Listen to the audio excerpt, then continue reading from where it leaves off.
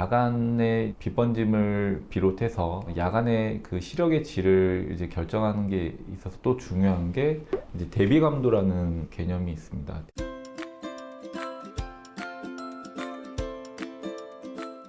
대비감도는 제가 뭐 환자분들한테는 이제 이렇게 설명을 드립니다.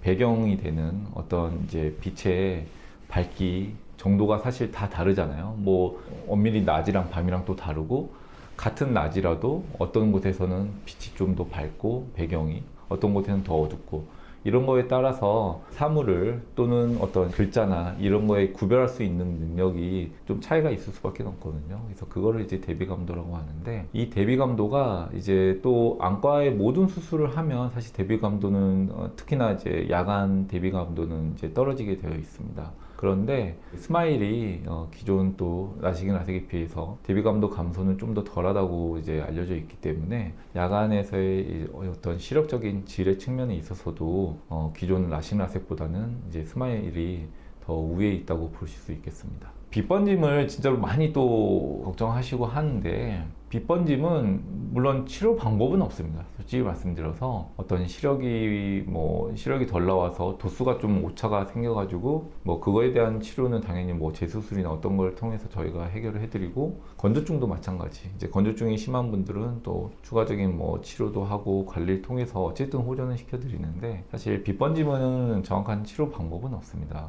말 그대로 이거는 이제 우리 뇌에서의 적응 문제입니다. 그래서 뉴럴 어댑테이션이라고 하는데, 제 발음이 별로 안 좋은데, 우리 뇌에서의 그 적응 문제이기 때문에 우리 뇌에서 그 억제 작용이 얼마나 빨리 일어나냐, 수월하게 일어나냐에 따라서 어떤 분들은 정말로 뭐 사실 한 달째 여쭤봤을 때 뭐 전혀 모르겠어요 뭐 이렇게 말씀하시는 분들도 있고, 사실 몇 개월 이제 지났는데도 꽤 있어요 이제 이렇게 말씀하시는 분들도 있습니다. 그렇지만 하나 이제 말씀드릴 수 있는 거는, 빛번짐은 어찌됐든 줄어듭니다.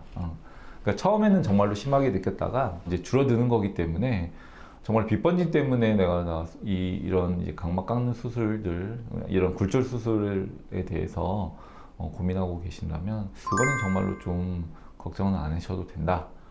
이렇게 좀 말씀드릴 수 있을 것 같습니다. 다음으로 말씀드릴 거는 시력 교정 수술의 부작용이라기보다, 수술을 해서 되게 좋은데 이제 몇 년 지나고 나서 시력이 떨어졌어요. 이제 이런 경우가 또 생기지 않냐고 여쭤보십니다. 정확한 선후 관계, 그러니까 어떤 분들이 시력 퇴행이, 근시 퇴행이 오냐, 이것도 많이 여쭤보시는데, 사실 정확하게 알려진 건 없습니다. 어떤 사람이 뭐 이제 빨리 온다, 뭐 몇 년 안에 온다, 뭐 이런 정확한 데이터는, 정확한 연구는 사실 아직 이루어지지 않고 있습니다. 통계적으로는 어쨌든 이제 도수가 높은 분들, 이제 우리가 흔히 얘기하는 고도근시 분들은 일정 시간 지나고 나서 근시 퇴행이 더 비율이 높은 것으로 되어 있습니다. 그러면 이 근시 퇴행이 왜 오는 건가요? 이제 왜 눈이 나빠지는 건가요? 이제 당연히 또 많이 여쭤보시는데, 사실 이제 실제 원인은 잘 모릅니다. 근데 이제 근시가 생기는 이제 과정이, 각막을 일부를 이제 가운데 부분을 깎았는데 그 각막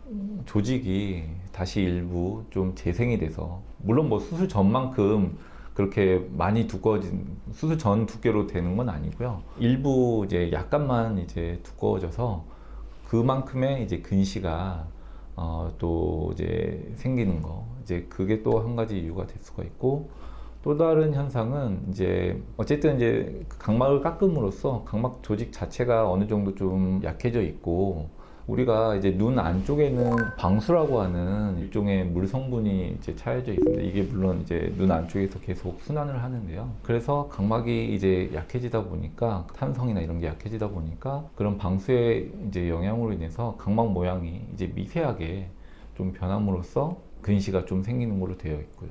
그래서 이런 경우는 그 안압을 이제 낮추는 치료도 저희가 하기도 합니다. 그런데 우리가 라식라섹 스마일 수술에 있어서 어떤 게 그러면 퇴행이 가장 잘 오냐, 사실 이것도 많이 궁금하실 텐데요. 사실 뭐 어떤 저도근 씨나 그런 경우에는 사실 뭐 세 가지 수술 간의 차이가 크게 확연하다 말씀드리기는 힘든 측면이 있습니다. 경험적으로도 그렇고요. 고도근 씨에서는 제가 사실 환자분한테는 확실히 말씀을 드립니다. 이제 라섹이 워낙 이제 깎는 양도 더 적고 하니까 더 얇아도 수술을 할 수 있다 보니까 예전에는 이제 고도근 씨에서도 라섹을 많이 했는데 스마일 없을 때 예전에 두께가 만일 라식이든 라섹이든 둘 다 됐을 때는 사실 라식을 더 권유해 드렸습니다. 왜냐하면 이제 퇴행 측면 때문이었습니다. 퇴행이 확실히 라식이랑 라섹 두 가지 다 비교를 했을 때 고도근 씨에서는 확실히 라섹이 퇴행이 더 잘 되는 게 있기 때문에요. 이제 고도근 씨에서는 예전에는 라식을 권유해 드렸고 요즘에는 당연히 스마일을 더 권유해 드리고 있습니다. 조직학적으로 스마일 수술 같은 경우에는 이제 캡이라고 해서 캡이 보존되어 있는 상태라서 아까 제가 이제 그 방수에 의해서 그 안압에 의해서 각막 모양이 미세하게 좀 변하는 것 때문에 이제 근시가 생긴다고 말씀드리기도 했는데요. 기존 라식은 완전히 이제 뚜껑을 만들기 때문에 각막이 좀 약해지는 이제 측면이 있는데 그것도 이제 스마일은 그것도 보완이 된 거기 때문에 그런 측면에서도 이제 근시 퇴행이 좀 더 이제 적을 거라고 예측하고 있습니다. 드물었지만 이제 스마일 수술 이제 초창기에 이제 생겼던 부작용이 아까 말씀드린 이제 노모그램 이제 말씀을 드렸고 라식 라섹은 레이저로 이 레이저 빔 위쪽에서 레이저로 이렇게 태우는 방식인데 이제 도수를 교정할 때 그런데 이 스마일 수술은 이제 레이저를 할 때 레이저 기계 부분이 있고 그래서 눈이 이렇게 완전히 이제 밀착이 된 상태에서 약간의 석션을 가해서 압력을 이제 해서 눈을 이제 고정은 시키지만 그래서 근데 이 시간이 한 25초에서 30초 정도 걸리거든요. 그래서 이 시간 동안 가만히 이제 계셔 주셔야 되는데 이제 너무 좀 긴장하거나 이제 그런 경우에는 눈을 꽉 감아 버린다거나 본인도 모르게 눈을 확 이렇게 움직이면 이렇게 풀리게 되어 있습니다. 그래서 그 의학 용어로 이제 석션 로스라고 하는데요. 그런 경우들이 이제 종종 있었고 석션 로스는 크게 문제가 되는 경우는 제가 보면 한 1년에 한 10명 내외는 그렇게 이제 계셨던 것 같아요. 근데 이제 다시 해서 실패한 경우는 사실 한 번도 이제 없었습니다. 다른 병원이나 최근 이제 일명 이제 스마일 비슷하게 나오는 클리어나 스마트 같은 경우에는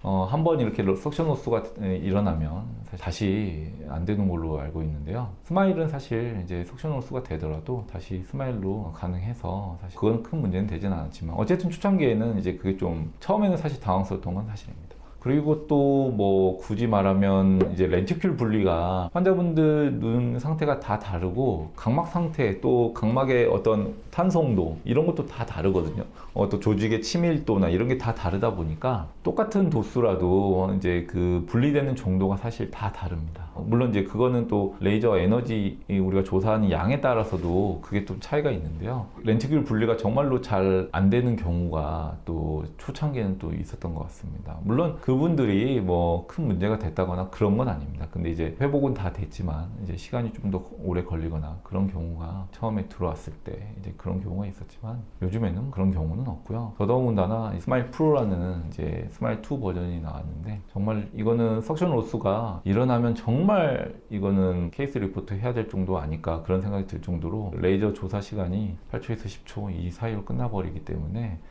그런 측면도 전혀 이제 걱정하실 필요는 없을 것 같습니다.